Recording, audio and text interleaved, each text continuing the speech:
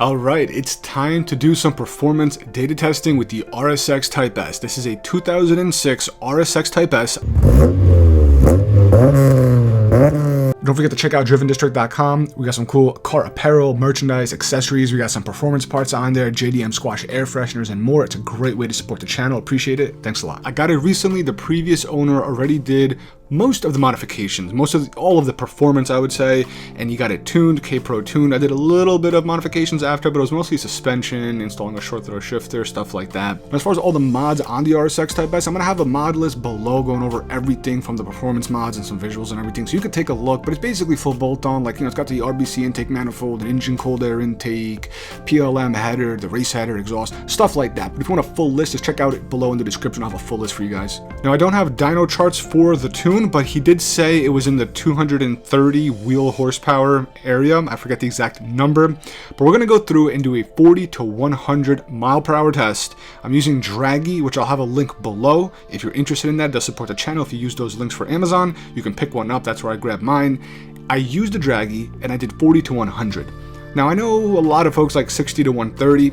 I think that's more for higher performance cars. A car like this, even my other car, the 124 Spider, I really like doing 40 to 100. It's easy to do that test, and we're gonna see how the RSX Type-S compares. First of all, how quick it is by giving you the number that I received on the Draggy, going over the data, and then we're gonna compare it to some cars a little bit slower, a little bit faster, and my other car, and kind of see where it sits.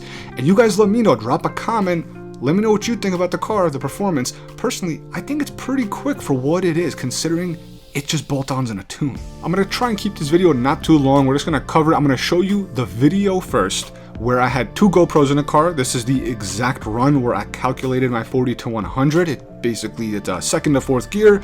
I started below 40, I went above 100. We're gonna watch that. I had two GoPros in the car, one kind of doing a POV view, the other one going with the cluster, the speedometer and the tach, and I kind of mash them together. So let's just watch that. We'll see how it is. You let me know what you think about that poll, and then we're gonna go over the data from 40 to 100. We'll see what the Draggy said and compare it to some other cars.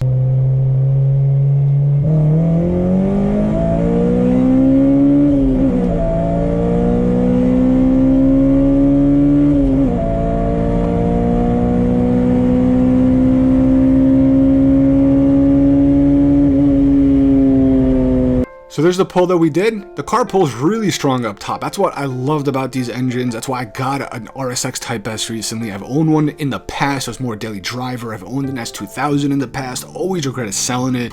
That's why I got my 124 Spider, the other car. But these engines, the way they rev out, they just don't make cars like this anymore. In this price range, they're all small engine, small turbo, punchy mid-range. I miss something like this. It just pulls to redline and keeps going. And although it's only a 2.0, just a 2-liter, it is pretty punchy for a little 4-cylinder. So let's see, what did we get 40 to 100 according to the Draggy? 9.86 seconds. That's pretty quick actually for what it is. Now the slope was a negative 0.88.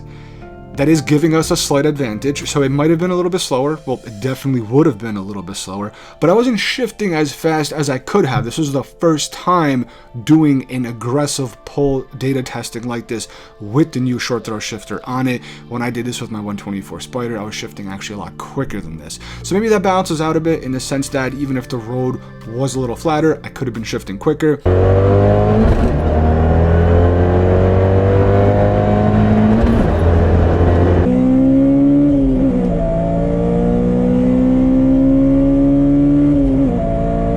But for everything we have here, I'm just kind of giving some of the variables, you know.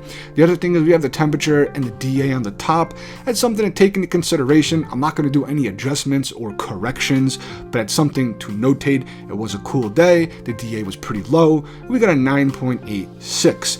Like I said, if I was at the -1 or below, this would have been invalid. That's how the Draggy works. Below -1, you get too much of an advantage and it's invalid. 0.88. Yes, we got an advantage, but not a ton. And according to Draggy, as long as you're not below a -1, it works. They count it as a valid.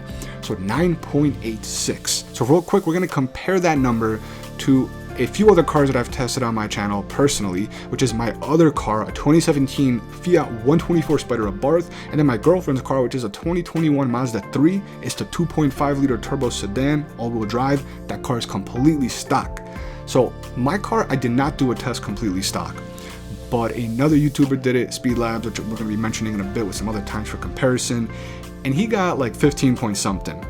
With that out of the way, we're going to go with my phase 1 tune and bolt-ons. I got an 11.94. Then when I put on further bolt-ons like intercooler, etc., further supporting mods with a 1446 plus turbo from Eurocompulsion, we got a 10.22. It's a factory turbo that's been like internally reworked and a stronger tune.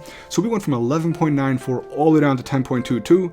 The stock Mazda 3 turbo all-wheel drive sedan got an 11.51, kind of sitting right in the middle of those two. And then the newest test, which is this video right now, is the 2006 Acura RSX Type-S, which is full bolt-on KPRO Tuned, putting down give or take 230 something wheel horsepower. That asterisk is there because it was tuned by the previous owner and he didn't have the dyno sheet anymore, but he recalls it put down 230 something, so I put it as 230, 9.86. So now we're gonna go over and compare these cars in general, like all four of these, including the Type-S, to some other cars, S2000s and other ones, and we're gonna see where it stands, how it sits, how much quicker or slower these cars are than some other cars that are similar as far as performance figures go. Now, if you haven't done this test before, this might not mean much to you. So now let's compare it to some other cars, my other cars, and a huge shout out to, well, formerly known as Track Day on YouTube. Now he goes by Speed Labs. He's actually from New Jersey as well, not too far from me. We met up before in the past where I did some testing with my car and his car at an airstrip. So we did some polls together in the past. Definitely want to meet up with him again. Definitely check out his channel. He does amazing cinema photography mixed in with cars. It's next level stuff. Definitely check him out if you're interested.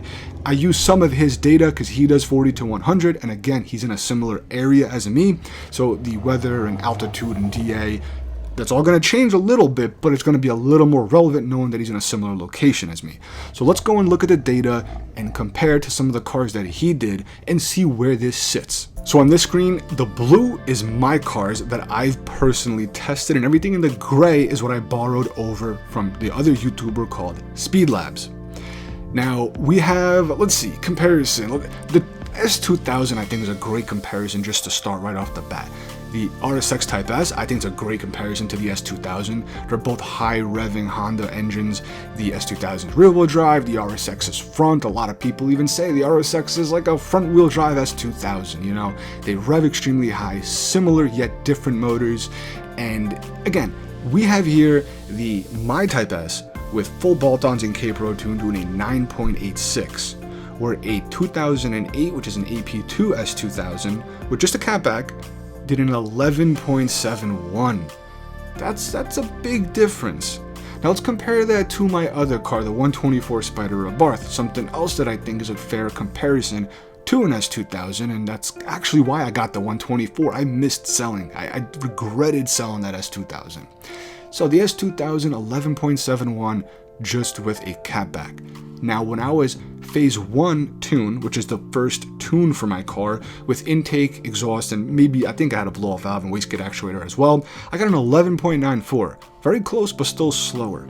Then I went full bolt-ons, you know, intercooler, everything else, including a larger reworked, like internally reworked turbo. It's a 1446 Plus from Eurocompulsion. We also sell that on our site at drivendistrict.com with their phase 3 tune. I brought it down from an 11.94 to a 10.22.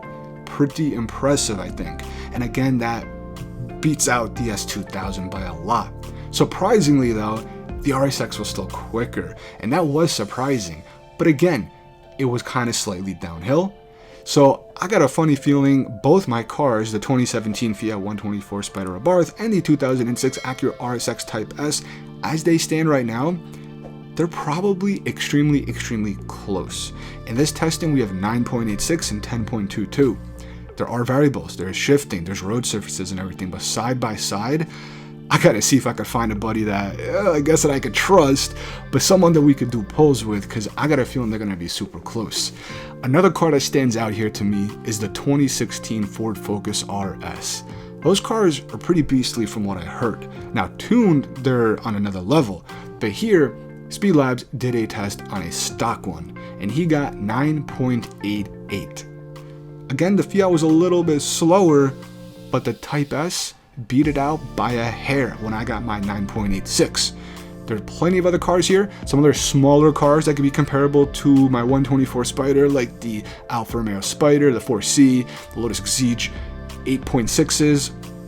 We put it all the way up top just for the hell of it, this Kia Stinger 8.62. We have the EcoBoost on the bottom, third from the bottom at 12.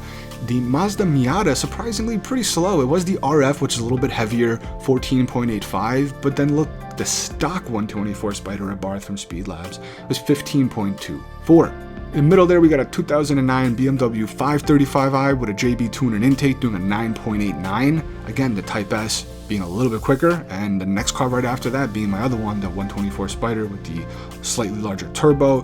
Now the 535, I owned an E92 M3. I know the non-M, like the 335i, I think they had an N54 engine in it.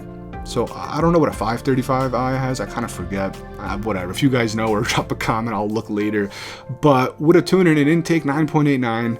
Audi S5 a little bit above, 9.08. So the RSX is just a little bit slower within a second of an Audi S5 coupe. So this was kind of just a breakdown of the 2006 Acura RSX Type-S with full bolt-ons, KPRO Tuned, like I said, give or take in the 230 wheel horsepower area, doing a 40 to 100 pull, giving you guys the data that I got. There are some variables, but everything's there if you want a DA correct or whatever, and then kind of just comparing it to some other cars. If you guys enjoyed the video, give it a like, comment below, let me know what you think about everything, how I laid it out, what you think about the car, how it compares to the new upcoming Integra, dare I say it. Personally, I don't know, man, they could have called this something else. I don't think it's a terrible car, I just don't think it should have been called an Integra. That's my standpoint on it. It looks okay, it's not terrible.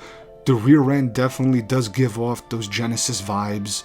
I kind of have little Mercedes vibes to it too, I don't know, but I don't think it should have been called an Integra. It doesn't deserve that nameplate. It doesn't have anything to do with it. It's such a completely different car. Personally, I think my 2006 Acura RSX Type-S is a better car. I would take that any day. I think the better driver's car. It's more fun. It's more engaging, I would imagine. I know the new Integra ain't out yet, but it's going to be comparable to the Civics that they have. It's a 1.5 liter turbo. Let me know what you guys think about that, about the new Integra. If you would rather take the new Integra or the DC5 RSX Type-S of some sort. And that's about it. Again, I hope you guys enjoyed it. Subscribe if you're interested in more. Check out drivendistrict.com for some performance parts and some cool car merch and everything. Great way to support the channel. I'll catch you guys in the next video.